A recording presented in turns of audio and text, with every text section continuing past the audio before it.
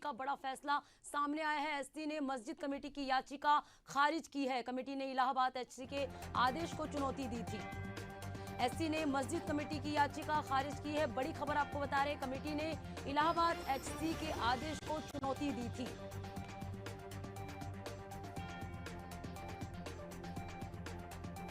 श्री कृष्ण जन्मभूमि मामले में एससी का बड़ा फैसला सामने आया है। कमेटी ने इलाहाबाद एससी के आदेश को चुनौती दी। एससी ने मस्जिद कमेटी की याचिका खारिज की है। बता दें कि कमेटी ने इलाहाबाद एससी के आदेश को चुनौती दी थी।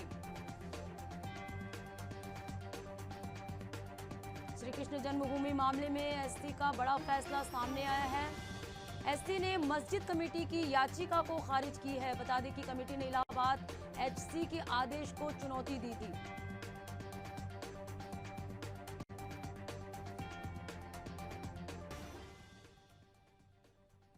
अभी सुप्रीम कोर्ट के द्वारा शाही ईदगाह पक्ष की एसएलपी को खारिज कर दिया गया है, जिसमें शाही ईदगाह पक्ष के लोगों का कहना था कि उच्च न्यायालय इलाहाबाद में जितने भी केस चल रहे हैं सबको जो कंसोलिडेट कर दिए गए थे उनको अलग अलग सुनवाई की जाए।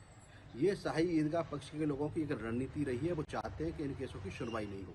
उनको ये सोचना चाहिए कि न तो इस केसों के जो कंसोलिडेट किए गए हैं वादियों को कोई दिक्कत नहीं है, तो इनको क्या दिक्कत हो रही है। और ये मामला ऑलरेडी हाईकोर्ट में पेंडिंग है, तो इसको सुप्रीम कोर्ट ने इनकी इस एसएलपी को कि इन केसों को जो कंसोलिडेट किया गया है उनको ना किया जाए, उसको खारिज कर दिया गया है। और शाही ईदगाह पक्ष को डायरेक्शन दिया है कि जो भी कहना है वो हाईकोर्ट में जाकर के कहें। और उनका एक रणनीति रही है कि किसी तरह से केसों की सुनवाई नहीं हो। और इसमें सबसे महत्वपूर्ण बात यह है कि कल 20 मार्च को सुनवाई होने जा रही है, जिसमें कृष्ण को लेकर भी सुनवाई होगी और 7/11 पर भी सुनवाई होगी। तो सबसे महत्वपूर्ण बात यह है कि आज अभी उनकी खारिज कर दी गई एसएलपी की तुरंत अभी सर्वोच्च न्यायालय के द्वारा, और अब इसकी सुनवाई उच्च न्यायालय इलाहाबाद में होगी। और चलिए, मामले पे ज्यादा जानकारी के लिए सहयोगी विवेक हमारे साथ जुड़ चुके हैं। तो विवेक, सुप्रीम कोर्ट का बड़ा फैसला सामने आया है। मस्जिद कमेटी की जो याचिका है उसे खारिज कर दिया है। क्या कुछ जानकारी आपसे जानना चाहेंगे?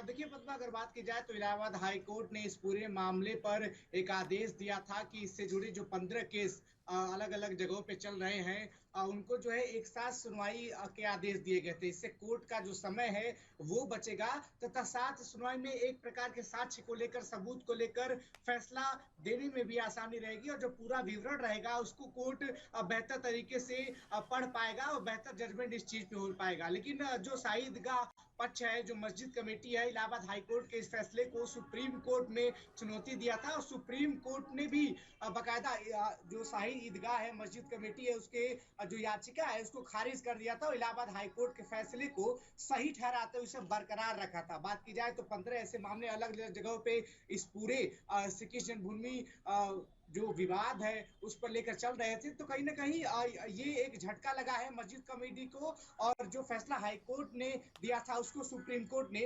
बाकायदा इसको बरकरार रखते हुए ये याचिका खारिज की है। साफ तौर पर अगले दिन जो है, अगले सत्र में इसकी सुनवाई जो है हाई कोर्ट में होगी और सभी मामलों की सुनवाई इस पर हाई कोर्ट में एक साथ चलेगी, ताकि जो कोर्ट का है वो समय भी बच सके और तमाम जो सबूत है, जो साक्ष्य है, जो फैक्ट है, उनको एक साथ देख के इस पर फैसला जो है वो बेहतर किया जा सके। इसे बाकायदा ये हाई कोर्ट का जजमेंट था, आदेश दिया गया था, जिसको चुनौती दी गई थी, जिसके बाद सुप्रीम कोर्ट ने याचिका को खारिज किया है। विवेक, आपसे जानना चाहते हैं कि इस मामले को लेकर हाई कोर्ट में कब अगली सुनवाई होगी? कोई तारीख, कोई समय सीमा तय की गई है क्या?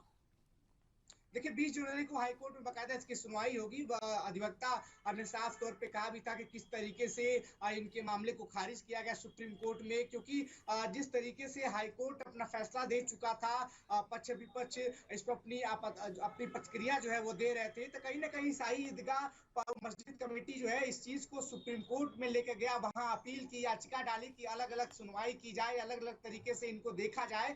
लेकिन सुप्रीम कोर्ट इस तरह के मूड में नहीं था। बाकायदा हाई कोर्ट के फैसले को उसने बरकरार रखते हुए मस्जिद कमेटी की याचिका जो खारिज कर दी।